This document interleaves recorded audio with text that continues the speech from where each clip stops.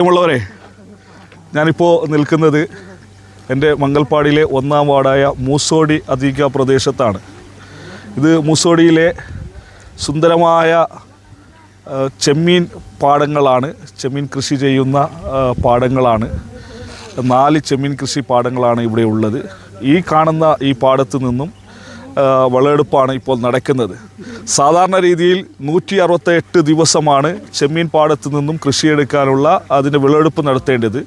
പക്ഷേ ഇവിടെ 68-ാം ദിവസത്തിലാണ് ഇന്ന് ഇതിൽ നിന്നും വിളവെടുപ്പ് നടത്തുന്നത്. കാരണം ഒരു സാധാരണ രീതിയിൽ ഒരു 1 ലക്ഷം കുഞ്ഞി ഇട്ടാൽ അതിലൊരു 20% പിന്നെ ചത്തുപോകാറാണുള്ളത്. പക്ഷേ ഇവിടെ സർവേ എടുത്തപ്പോൾ 95% കുഞ്ഞുങ്ങളും ജീവനോടെ നിൽക്കുന്നുണ്ട്. അതുകൊണ്ട് പിന്നെ 25 സെൻറ്റ് സ്ഥലത്താണ് ഈ ഒരു പാടം നിലനിൽക്കുന്നത്.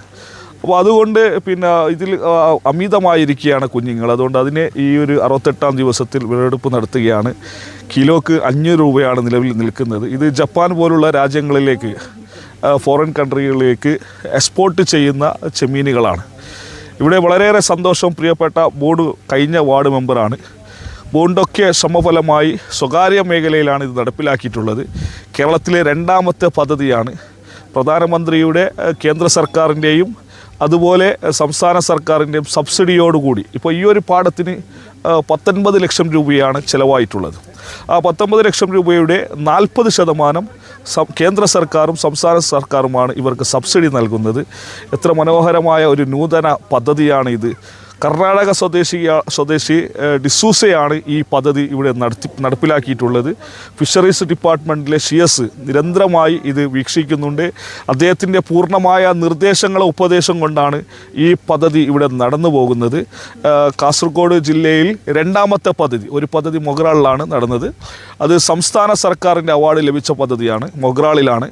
ഇത് കേരളത്തിലെ 2ാമത്തെ പദ്ധതിയാണെങ്കിലും ഇവർക്ക് കർണാടകയിൽ ചെയ്ത് കേന്ദ്ര സർക്കാരിൻ്റെ അവാർഡൊക്കെ കൃഷിക്കുള്ള അവാർഡ് ലഭിച്ച ഒരു പദ്ധതി കൂടിയാണ്. അപ്പോൾ പുതിയ കാലഘട്ടത്തിൽ ഇങ്ങനെയുള്ള കൃഷികൾക്ക് ആളുകളെ ആകർഷിക്കേണ്ടതുണ്ട്. ഇന്നിവിടെ വിളവെടുപ്പാണ് നടക്കുന്നത്. ഒരു ഏകദേശം 5000ഓളം കുഞ്ഞുങ്ങളെ ഇന്നിവിടെ നിന്നും മാറ്റും. ഇത് മാർക്കറ്റിലേക്ക് പോകും. ഇതുപോലുള്ള കൃഷിയിടങ്ങൾക്ക് നമ്മൾ പുതിയ തലമുറയെ ആകർഷിക്കേണ്ടതുണ്ട്. ഇതിന് പിന്നെ ഉപ്പുവെള്ളമാണ് ഇവിടെ ഡംപ് ചെയ്തിട്ടുള്ളത്. ഈ ഉപ്പുവെള്ളം കടലിൽ നിന്നാണ് പമ്പ് ചെയ്യുന്നത്. ഇതിൻ്റെ ഈ ഭൂമിയുടെ ഉടമസ്ഥൻ പ്രിയപ്പെട്ട അലിയാണ്. അലിയും ഇതിലിപ്പോൾ ഒരുപാട് ശ്രമങ്ങൾ നടത്തിയിട്ടുണ്ട് ഇത് യാഥാർത്ഥ്യമാക്കാൻ. ഇവിടെ പ്രിയപ്പെട്ട സുഹൃത്തുക്കൾ റഫീഖും, വാർഡ് മുസ്ലിം ലീഗിൻ്റെ ജനറൽ സെക്രട്ടറി ലത്തീഫും, പ്രിയപ്പെട്ട സത്താർ, അസീസ് അടക്കമുള്ള ആളുകളൊക്കെ ഇവിടെ നിൽക്കുന്നുണ്ട്. ഇതിൻ്റെ വിളവെടുപ്പ് കാലമാണ് ഇവിടെ നടക്കുന്നത്. എത്ര മനോഹരമാണ്.